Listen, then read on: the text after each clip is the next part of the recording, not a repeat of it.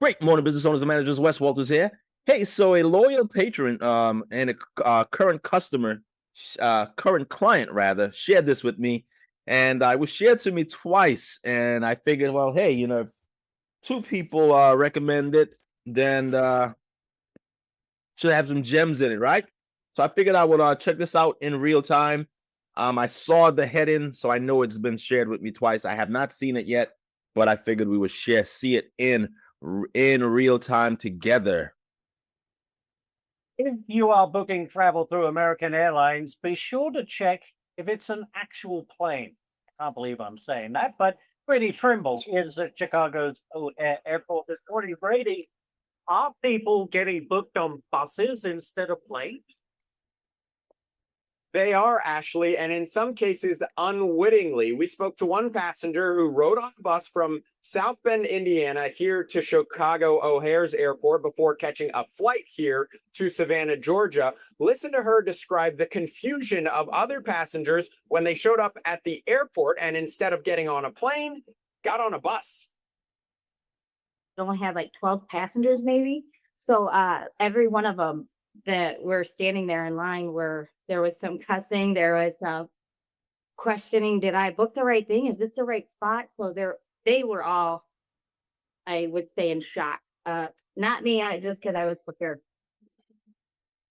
So American Airlines operates these routes, and the way it works is passengers go through security at the smaller airport like Rockford, Illinois, or South Bend, Indiana, near Chicago O'Hare. Okay. 6 smaller airports near Philadelphia's airport.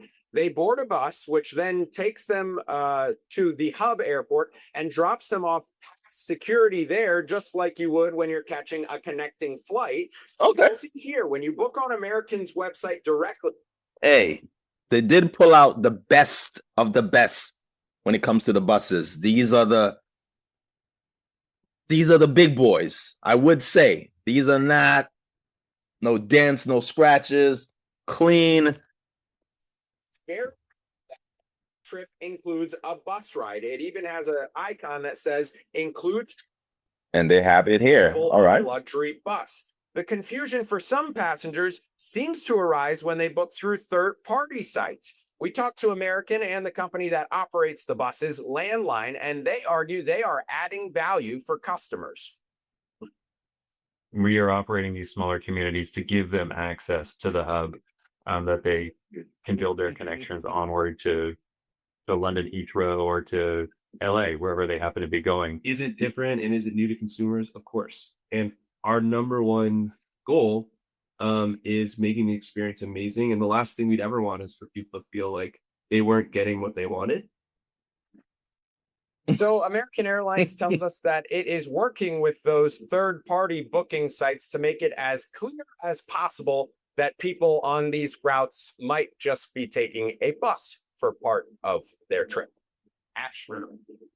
I would definitely be shocked, but as you say, it is in the fine print, as they say. Grady Trimble, very interesting story. Thank you very much.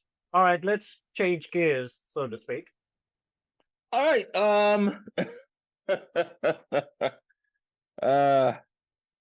I get it. I get it.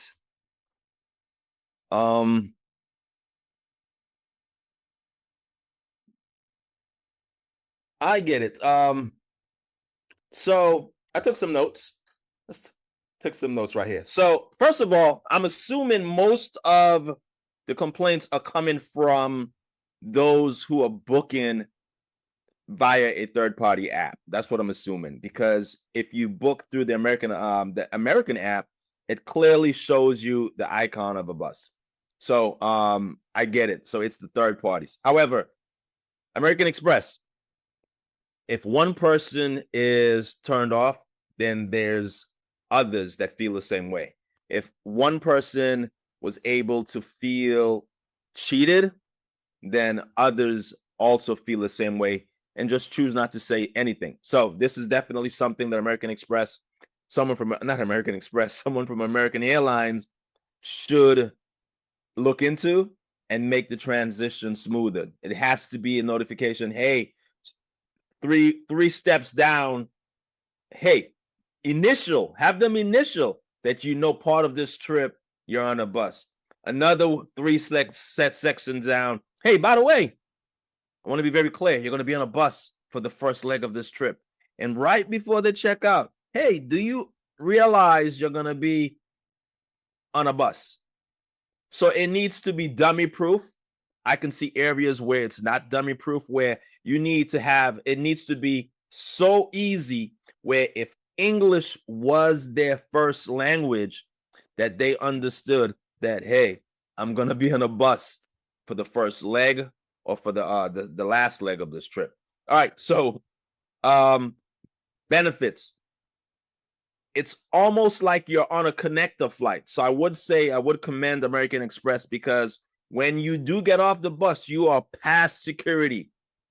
Well done thinking about the customer, thinking about how can we make this work and have a customer-centric point of view as we're developing it. We're going to make money, but at the same time, we're going to serve our clients at a really high level. The fact that they don't have to get back in the line to deal with TSA and customs. Well done, American Express. American Express, American Airlines. What else I want to recognize? That they pulled out the big boys. The buses are the top of the line, clean, Wi-Fi, restrooms, Armor All tires, no dents. Like, it's literally, this is the next best thing to a plane. I'm going to get there. All right. So now that we've addressed all of the good things, yay, American Airlines, you're serving your clients at a world-class level. The guy said for the company that handles the buses, we're providing value. A, yes, you are. On the light side, a lot of these customers will not be able to get the flights if it was not for that bus route. So kudos to them. However, let's unpack the negative. So surprises really have an impact, and surprises really work when it's a surprise up. Surprises don't really have the impact when it's a surprise down. Perfect example. If I say I'm going to get you a beeper, a pager, and I give you a nice handy dandy cell phone, the surprise works in your favor. You're like, yes, I was expecting a pager. However, if I said, hey, how would you like a brand new Samsung S26? How would you like this? And then I gave you a pager, you would be like, what? So as you can see, the surprises work better when they're going up. So in this case, when I paid for a flight, I paid for a machine that's able to take aluminum and connect two engines to it, and I'm going to be able to glide through the air, do what the birds do.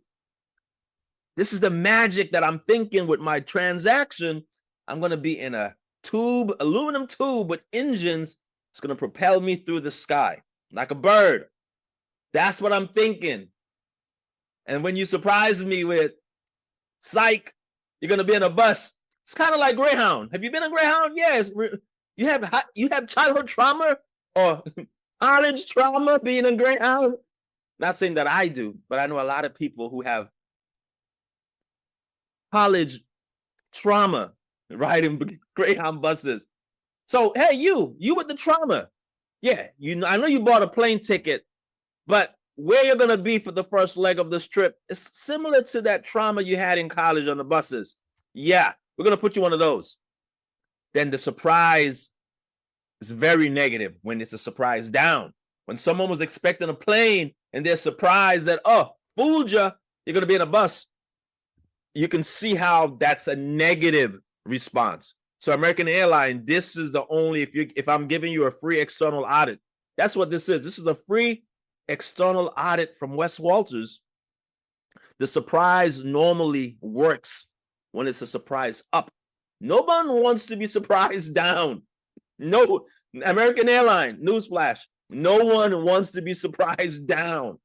People want to be surprised up. Hey, you booked for coach? How would you like first class?